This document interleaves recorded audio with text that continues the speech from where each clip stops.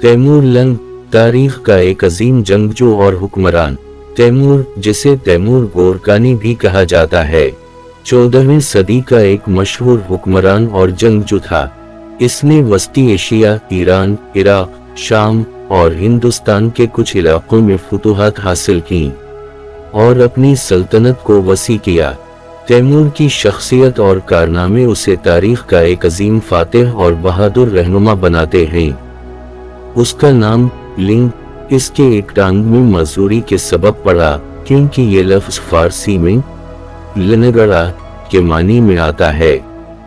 तैमूर की पैदाइश 1336 हमजा में शहर सब्ज, मौजूदा उज़्बेकिस्तान के इलाके में हुई। वो तुर्क और मंगोल नस्ल से ताल्लुक़ रखता था और इसका ख़ानदान तुर्क कबाइल में शुमार होता था। तैमूर के बचपन ही से जंगी सलाहियतों और क़यादत की अलामात नुमायां थीं। इसने अपनी जवानी में जंगी तरबियत हासिल की और मुख्तलिफ कबाइल और हुक्मरानों के साथ मिलकर लड़ाई में हिस्सा लेना शुरू किया। तैमूर का ख्वाब था कि वो एक अजीम सल्तनत कायम करे और इसके लिए उसने ताकतवर कबाइल और इलाकों पर अपनी गिरफ्त मजबूत करना शुरू की। तैमूर ने पहले अपने इर्द गिर्द के इलाकों पर कब्जा करके एक ताकतवर फौज तैयार की। इसकी जंगी हिकमत अमली में चालाकी, मंसूबा बंदी और दुश्मन के कमजोर पहलुओं को बरूए कार लाना शामिल था। इसकी फौज में भी आला तरबियत याफ्ता सिपाही शामिल थे। इसने मकामी हुक्मरानों को शिकस्त देकर अपने ज़ेर कब्जा इलाकों को बढ़ाया और वस्ती एशिया में अपनी सल्तनत को मुस्तहकम किया। तैमूर ने समरकंद को अपना दारुल हुकूमत बनाया और उसे खूबसूरत और अजीम शहर की शक्ल दी। इसने यहाँ पर शानदार मसाजिद, मदारिस और मकबरे तामीर करवाए। समरकंद इस दौर में इल्म व फन का मरकज बन गया था और यहाँ मुख्तलिफ उलूम व फ़नून की तालीम दी जाती थी। तैमूर ने शहर की तामीर व तरक्की पर खास तवज्जो दी और आज भी समरकंद में तैमूर के तामीर किए गए कई आलीशान इमारतें मौजूद हैं, जो उसके दौर की अजमत की अलामत समझी जाती हैं। 1398 हमजा में तैमूर ने हिंदुस्तान पर हमला किया। इस हमले का मकसद दौलत और ताकत को मजीद बढ़ाना था। तैमूर ने दरियाए सिंध पार किया और दिल्ली के हुक्मरान नासिर उद्दीन महमूद तुगलक को शिकस्त दी। दिल्ली की फतह के बाद तैमूर ने शहर को लूटा और बेशुमार हलाकतें हुईं। इसने दिल्ली पर हमले के बाद वापस अपने दारुल हुकूमत समरकंद का रुख किया। दिल्ली की फतह तैमूर के ताकतवर फौजी हिकमत अमली और इसकी जंगी सलाहियतों का सबूत थी, मगर इस हमले में दिल्ली को काफी नुकसान पहुंचा और लाखों लोगों की जिंदगी बर्बाद हो गई। तैमूर की जंगी हिकमत अमली में निहायत चालाकी और मंसूबा बंदी शामिल थी।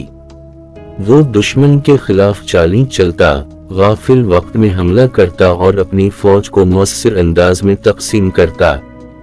तैमूर अपने दुश्मनों को हैरत में मुब्तला कर देता और उन पर नफसियाती दबाव डालता। उसने अपने वक्त के जदीद तरीन जंगी हथियार इस्तेमाल किए और अपनी फौज को बेहतरीन तरबियत दी।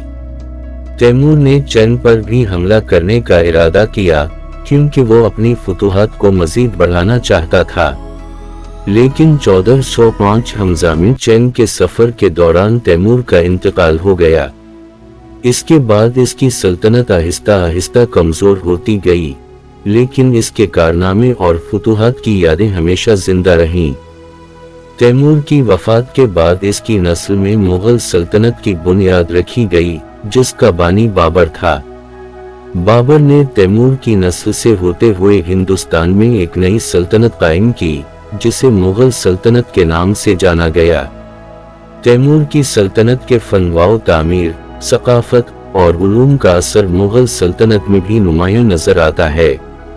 तैमूर को तारीख में एक अजीम जंगजू और हुक्मरान के तौर पर याद किया जाता है, मगर इसकी फतूहात में बेशुमार लोगों की जानें गईं और कई शहर बर्बाद हुए। तैमूर को बाज़ मुअर्रिखीन ने जालिम और जाबिर हुक्मरान भी कहा है, क्योंकि इसके हमलों में बेगुनाह लोगों की जिंदगियों को नुकसान पहुंचा। ताहम बाज़ मुअर्रिखीन के नज़दीक वो एक अजीम फातिह था, جس نے اپنی زندگی میں بڑی فتوحات حاصل کی اور ایک وسیع سلطنت قائم کی۔